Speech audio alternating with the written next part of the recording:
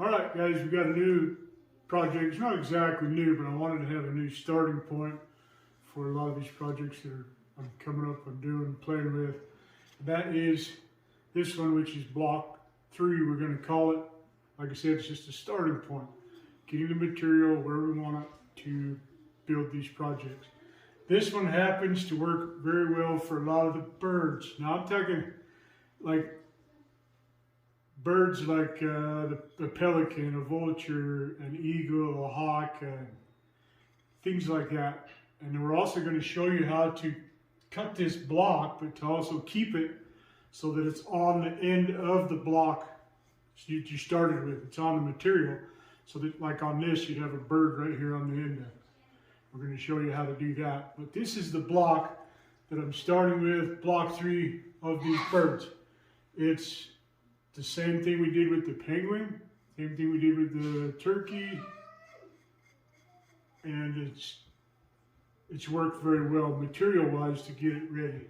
So 3/4 by 3/4, 2 1/4 inches long. We've taken one end and we've cut it into thirds. Okay, and they've gone 3/4 of an inch deep. And on the other end, on the opposite plane, we've cut up 1/2 inch down the middle. Now these can all vary.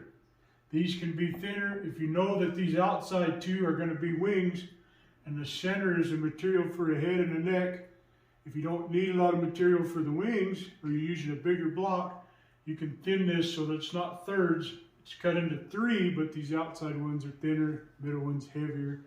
This one, if you know you're going to have a smaller tail, whichever side you pick as a tail, you can move this line. You can also thin this section out like we did on the elephant and other projects by cutting this out. Even like we did on the turtle, where we cut the legs and we thin some out so that this is easier to bend out. That's some of the things we can do.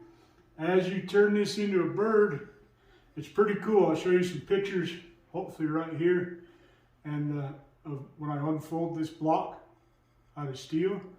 By changing a few little details, right? Our key details, it looks like a totally different bird. Same project, same block, different bird, different bird, different bird. When I was building this little pelican, okay, this is the one I wanted. And like I said, I'm going to show you how to keep it on the material that it started with. This is a 1-piece little pelican. He's on the same 3/4 inch rod that he started with, which is cool because a pelican is usually sitting on one of those pier pieces of wood that are hammered down. And turned out pretty cool. But as I built this, by adjusting these wings, by changing the tail posture down instead of up and putting the wings down, it looks like an eagle, it looks like a hawk, it looks like a flamingo at one point with the straight legs. That's where you're really going to be able to play with your key details and make this block into about any bird you want that's sitting on the end of a pillar. Or it doesn't have to be. You can cut just the block itself like that, and you're going to have a cool looking bird like the turkey that just sits there. And you can put the same method to the turkey and have him sitting on the end of here, or the end of a handle for something, wherever you want to take it. But we're going to go over to the anvil. I'm going to show you in clay, and I'll have some pictures through this video of the one I did out of steel. But I'm going to show you in clay what I'm doing to get to here, so you guys can go ahead and you can get going. So let's go from there. Let's go. Okay, so here we are at the anvil. Like I said, if you got a project in mind, something you want to do, hit the clay. I use this modeling clay. My wife had it, that's why it's all multiple colors.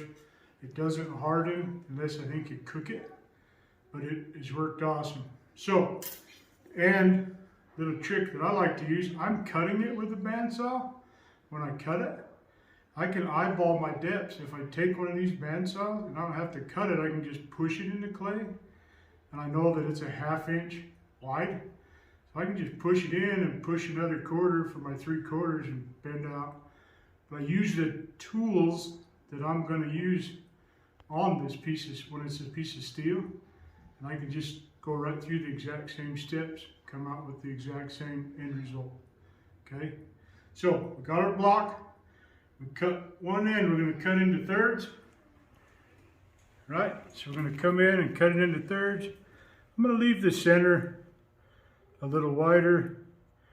We would be going in and we would fuller these out so that they don't tear or rip when we bend them.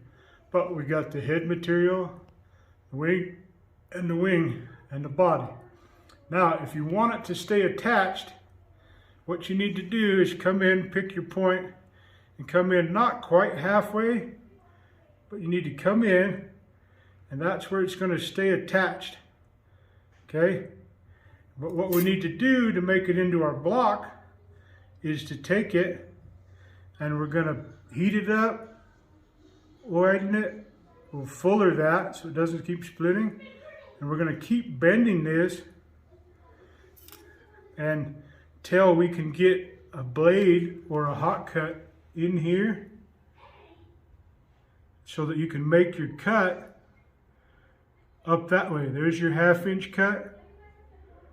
Okay, so there is your block that we just talked about, still attached to your material. And if you need a little example of why we'd want to do that, this is why. Right here, as I was playing with this clay, I got what I wanted to be a pelican on a pier.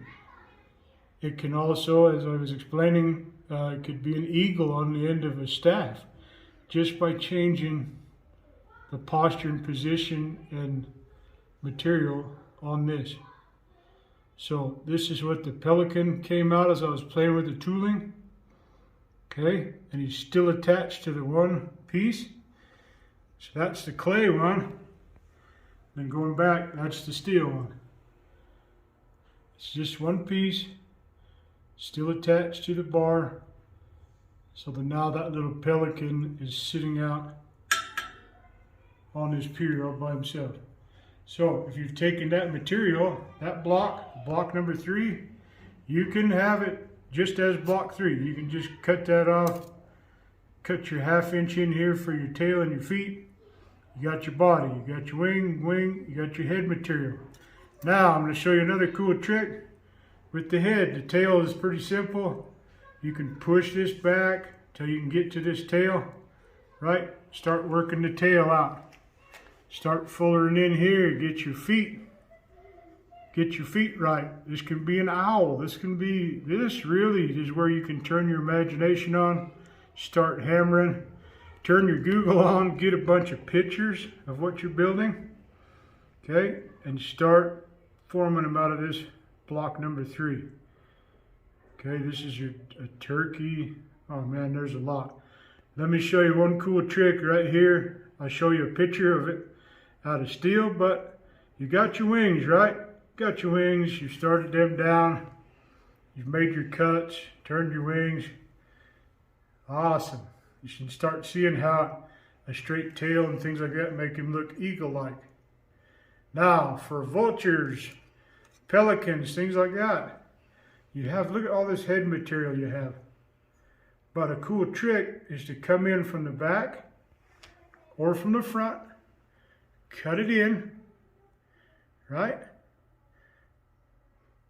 Then come in from the front. Come in from the front, come up about the exact same distance, come through the middle, come in, make another cut. See, you've got this S, the Z, whichever way you're looking at it. This is where you can build your flamingo, your pelican, your blue heron, any of your birds with a big old long neck. Even the turkey works this way. There's more than one way to forge a bird. Okay, as you start working this material, like I'm doing here with my fingers, as you start fullering in here and here, you'll get these 2 high points. Work those on your anvil, and all of a sudden you have a neck. You got a bird with a heck of a neck, and you have enough material here to easily go for any of your shapes, your bends, to make him look like all different kinds of birds. right? Your vulture has the high shoulders. He's got a low neck. You got all kinds of things in here. The pelican, he's got higher shoulders. He's got a long beak. To really work out your beak, he's got that big flap underneath, and his head is folded over and back. This is where you got to play with your details. The details are all up to you. This, by adjusting these tails, changes them. Because like a pelican is not necessarily a predator type bird, even though they'll eat anything that can fit in their beak. It's not like a hawk or an eagle. Okay, you can change this, change these, and they really start changing. As you get going on this and you get building these birds and really just playing with it, this is a fun way to play with it. This section that's down here by his feet, you're going to want to start, get your block cut, get this open, bent forward, and then you're going to want to start down here and get these legs and pillar or staff finished first. So start down here, work your way up, up, up, up, up, and your head is going to be your last detail. Now there's, like I said, there's different ways to forge a bird. You're going to be able to find the one that works for you. So, that being said, that's block number 3. It will get you a really cool looking pelican. It will get you a penguin on the end of a staff. It will get you the blue herons, the hawks, the eagles, the vultures, all kinds of different things. And we're going to build those. The pelican's one I've been wanting to. That's one of my favorite, an old salted dog pelican on a pier is one of my favorites. So we've been wanting to do that. We've had people have cool suggestions about all these little figures we're building. I hope you're building them. We thank you for watching these videos. Block number 3 will get you some awesome birds, stretching them down. You can take any of the blocks like we explained with the lizard one and stuff like that. You could even have a dragonfly on the end of a rod or something if you wanted. One piece is kind of the thing we're going for. I just enjoy doing that. Hope you enjoy this one. Block number 3, cut you one out, start hammering, have some fun. Turn on your imagination, light your forge, and forge fun. Like build something that's cool. These would be a cool gift. And hope you enjoyed it. So we'll go on to the next project. Until then, let's go.